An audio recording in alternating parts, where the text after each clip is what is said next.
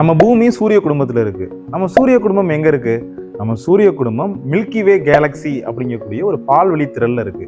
நம்மளுடைய பால்வெளி திரள்ல ஓரியன் ஆம் அப்படிங்கக்கூடிய இடத்துல தான் நம்மளுடைய சூரிய குடும்பம் இருக்கு. நம்ம சூரியன் மாதிரி கிட்டத்தட்ட 10,000 40,000 கோடி நட்சத்திரங்கள் நம்மளுடைய மில்கி வே கேலக்சில இருக்கலாம்னு சொல்றாங்க.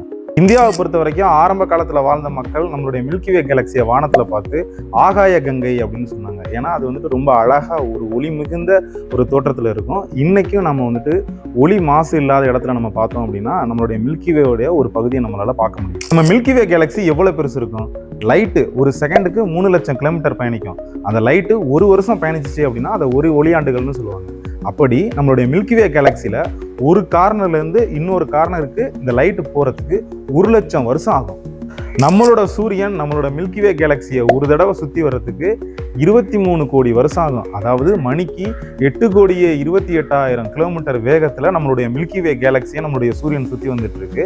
இப்படி அது ஒரு தடவை சுத்தி வர்றது தான் ஒரு கேலக்டிக் இயர்ஸ் அப்படின்னு சொல்லுவாங்க.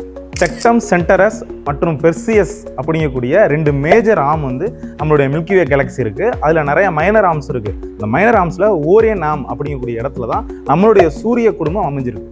நம்மளோட மில்கி வே கேலக்சியில சென்டர்ல பார்த்தோம் அப்படின்னா சாகிட்டேரியஸ் ஏ அப்படிங்கக்கூடிய ஒரு சூப்பர் மேசிவ் பிளாக் ஹோல் இருக்கு. இது நம்ம சூரியனை விட 40 லட்சம் மடங்கு பெருசு. நம்மளோட மில்கி வே கேலக்சியை சுத்தி 50 60 குட்டி குட்டி கேலக்சிகள் சுத்தி வந்துட்டு இருக்கு. இதைத்தான் டிராஃப் கேலக்சிஸ் அப்படின்னு சொல்லுவாங்க. இது ஒன்னா நம்மளுடைய கேலக்சியோட அப்படியே மெர்ஜ் ஆயிரும்.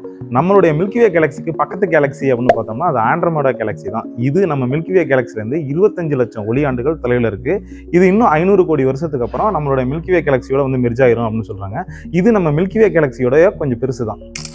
ஜேம்ஸ் வெப் டெலஸ்கோப் எடுத்த அந்த போட்டோவை பாருங்க. இந்த போட்டோவில் பார்த்தீங்க அப்படின்னா இது எல்லாமே நீங்கள் நட்சத்திரம்னு நினைப்பீங்க. ஆனால் இது எதுவுமே நட்சத்திரம் கிடையாது. இது எல்லாம் கேலக்சிஸ் தான்.